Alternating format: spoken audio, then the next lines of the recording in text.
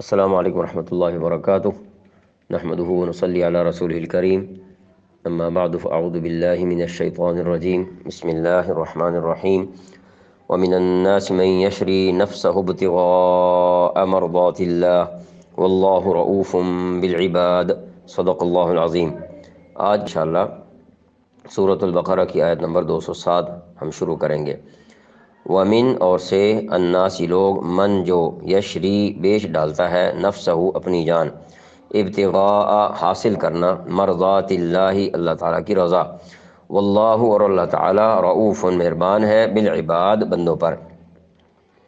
ومن الناس من یشری نفسہ ابتغاء مرضات اللہ، اور لوگوں میں وہ شخص بھی ہے، ایسا شخص بھی ہے جو اللہ تعالیٰ کی خوشنودی کی خاطر اپنی جان کا سودا کر لیتا ہے۔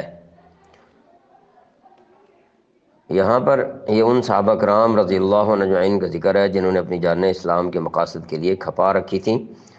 ایسے کئی صحابہ کرام کے واقعات جو ہے وہ مفسرین کرام نے ذکر کیے۔ فرمایا اللہ رؤوف بالعباد، اور اللہ تعالیٰ ایسے بندوں پر بڑا مہربان ہے۔ یہاں پر یہ بات جو ہے مقابلتاً ذکر کی جا رہی ہے۔ قرآن کریم کا یہ خاص انداز ہے کہ ایک طرح کے لوگوں کی بات کر کے پھر ساتھ ہی دوسری طرح کے لوگوں کی بات کرتا ہے۔ تو پیچھے آپ کو یاد ہوگا آیت نمبر 204 کے اندر بات شروع ہوئی تھی وَمِنَ النَّاسِ مَن يُعْجِبُكَ قَوْلُهُ فِي الْحَيَاةِ الدُّنْيَا وَيُشْهِدُ اللَّهَ عَلَى مَا فِي قَلْبِهِ وَهُوَ أَلَدُّ الْخِصَامِ۔ اس کو دوبارہ دیکھ لیا جائے، وَإِذَا تَوَلَّىٰ سَعَىٰ فِي الْأَرْضِ والی آیت 205 بھی دیکھ لی جائے اور 206 بھی۔ اس کے بعد یہ 207 جو ہے یہ دوسری طرز کے لوگوں کی بات کی ہے کہ جو اللہ کی خوشنودی کی خاطر اپنی جانوں کا سودا کر لیتے ہیں، اور اللہ تعالیٰ ایسے بندوں پر بڑے ہی مہربان ہے۔ یا ایھا الذین آمنوا آیت نمبر 208، اے وہ لوگوں جو ایمان لائے ہو، ادخلوا تم داخل ہو جاؤ فی السلم اسلام میں کافتاً پورے کے پورے، ولا تتبعوا اور پیروی نہ کرو خطوات قدم الشیطان شیطان، انہ بے شک وہ لکم تمہارا عدو مبین کھلا دشمن ہے۔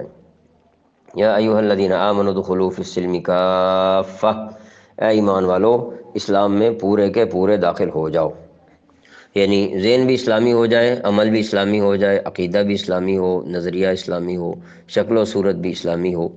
ایسا نہیں ہونا چاہیے کہ آدھا تیتر آدھا بٹیر، کہ کلمہ پڑھا ہے اور عمل جو ہے وہ مسلمانوں والا نہ ہو۔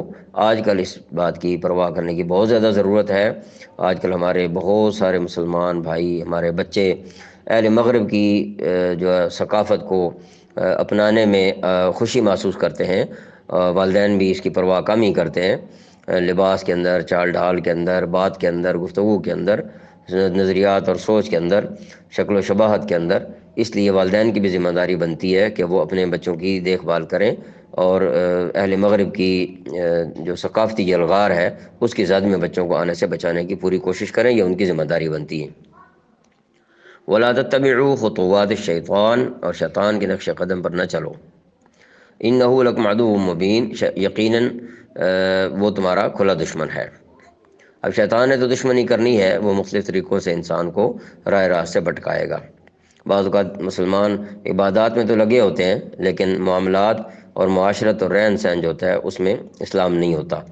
خاص طور پر ہماری جو بچیاں ہیں ان کے اندر بھی اس بات کی فکر پیدا کرنی چاہیے، ان کا لباس جو ہے وہ بالکل باپردہ اور اسلامی تعلیمات کی روح کے مطابق ہونا چاہیے۔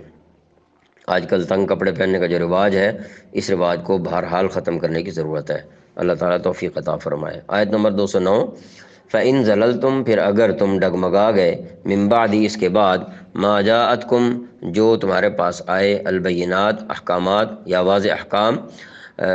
البینات میں نہ نشانیاں بھی کہہ سکتے ہیں، تمہارے پاس آئیں نشانیاں۔ فَاعْلَمُوا تو جان لو، ان اللہ بے شک اللہ تعالیٰ عزیز غالب ہے، حکیم حکمت والا ہے۔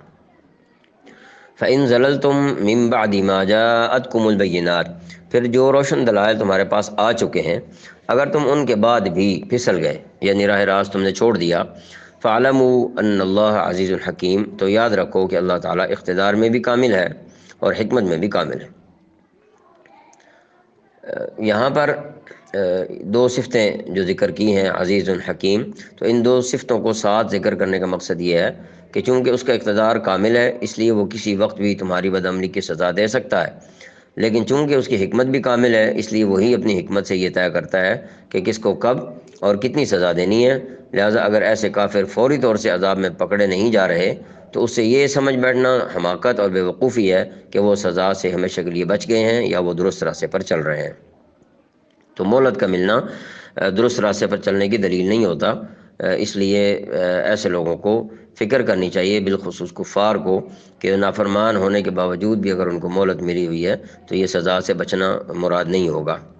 آیت نمبر 210، حل ینظرون، کیا وہ انتظار کر رہے ہیں، الا سوائے ان کے یاتیہم، آئے ان کے پاس، اللہ تعالیٰ، فی ظلل، صاحبانوں میں، من الغمام، بادل سے، والملائکۃ، اور فرشتے، وقضی الامر، اور طے ہو جائے، الامر، قصہ یا کام، وَإِلَى اللَّهِ، اور اللہ تعالیٰ کی طرف، ترجع، لوٹیں گے، الامور، تمام کام۔ هل ينظرون الا ان ياتيهم الله في ظلل من الغمام والملائکہ، یہ اس کے سوا کس بات کا انتظار کر رہے ہیں؟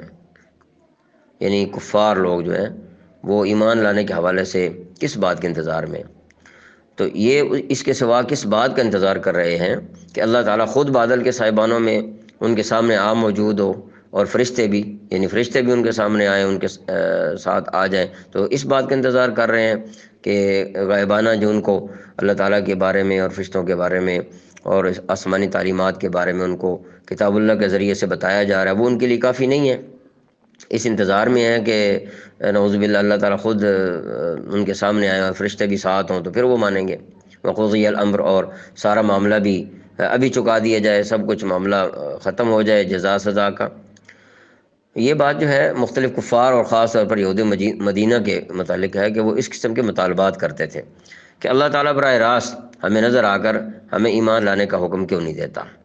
جیسے آپ کو یاد ہو کہ موسیٰ علیہ السلام جب پہاڑ پہ گئے تھے طور پر، تو انہوں نے، ان کے ساتھ جو لوگ تھے، انہوں نے کہا ارنا اللہ جہرۃ، تو یہ آیت جو ہے اس قسم کے مطالبات کا جواب دے رہی ہے، یعنی انہوں نے بھی کہا تھا کہ ہمیں اللہ تعالیٰ کی ذات اپنی ان آنکھوں سے دکھا دیجیے، اور وہ یہ کہ یہ دنیا آزمائش کے لیے بنائی گئی ہے۔ جواب یہ دیا جا رہا ہے کہ یہ دنیا آزمائش کے لیے بنائی گئی ہے کہ انسان اپنی عقل استعمال کرے اور کائنات میں پھیلے ہوئے واضح دلائل کی روشنی میں اللہ تعالیٰ کی توحید اور اس کے رسولوں پر ایمان لائے۔ اسی لیے اس آزمائش میں اصل قیمت ایمان بالغیب کی ہے۔ یہ کہا گیا کہ بن دیکھے ماننا ہے، دلائل کے ساتھ، جو دلائل کائنات کے اندر بکھرے پڑے ہیں ان کو دیکھ کر ایمان لانا ہے۔ اگر اللہ تعالیٰ براہ راست نظر آ جائیں تو آزمائش پھر کیا ہوئی؟ اور اللہ تعالیٰ کی سنت یہ ہے کہ جب غیب کی چیزیں انسان کو آنکھوں سے نظر آ جائیں تو پھر ایمان معتبر نہیں ہوتا، اور ایسا اسی وقت ہوگا جب یہ کائنات ختم کر کے سزا اور جزا کا مرحلہ آ جائے گا۔ وَإِلَى اللَّهِ تُرْجَعُ الْأُمُورُ، حالانکہ آخر کار سارے معاملات اللہ ہی کی طرف لوٹ کر رہیں گے۔ آیت نمبر 211، سل، پوچھئے، بنی اسرائیل، بنی اسرائیل سے، کم، کس قدر، آتیناہم، ہم نے انہیں دیں، من آیت، نشانیاں، یعنی نشانیوں میں سے، بینۃ، کھلی ہوئی، ومن، اور جو کوئی، یبدل، بدل ڈالے، نعمت اللہ، اللہ تعالیٰ کی نعمت کو، من بعد، اس کے بعد، ما، جو، جاءت ہو، آئی اس کے پاس، فإن اللہ، بے شک اللہ تعالیٰ، شدید العقاب، سخت عذاب والا ہے۔ سل بنی اسرائیل کم آتیناہم من آیت بینہ، بنی اسرائیل سے پوچھو ہم نے ان کو کتنی ساری کھلی نشانیاں دی تھیں۔ ومن یبدل نعمت اللہ من بعد ما جاءتہ، اور جس شخص کے پاس اللہ تعالیٰ کی نعمت آ چکی ہو پھر وہ اس کو بدل ڈالے، فإن اللہ شدید العقاب، تو اللہ تعالیٰ کا عذاب بڑا سخت ہے۔ یعنی اسے یاد رکھنا چاہیے، بھولنی نہیں چاہیے یہ بات کہ اگر پکڑ میں آ گیا تو اللہ تعالیٰ کی پکڑ بڑی سخت ہوگی۔ تو اللہ تعالیٰ نے ان کو کیسی کیسی سزائیں دیں، یعنی بنی اسرائیل کا ذکر جو کیا گیا، بندر بنایا، خنزیر بنایا، چہرے مسخ کر دیے، اور ایک قوم کو اللہ تعالیٰ نے چوہے بنایا اور وہ 3 دن کے بعد مر گئے تھے، ان میں سے کوئی بھی نہیں بچا۔ تو جو شخص رب تعالیٰ کی نعمت کو بدل دے، اللہ تعالیٰ اس کو سخت سے سخت سزا دیتے ہیں۔ آئندہ انشاءاللہ آیت نمبر 212 سے شروع کریں گے۔ اللہ تعالیٰ عمل کرنے کی توفیق عطا فرمائے۔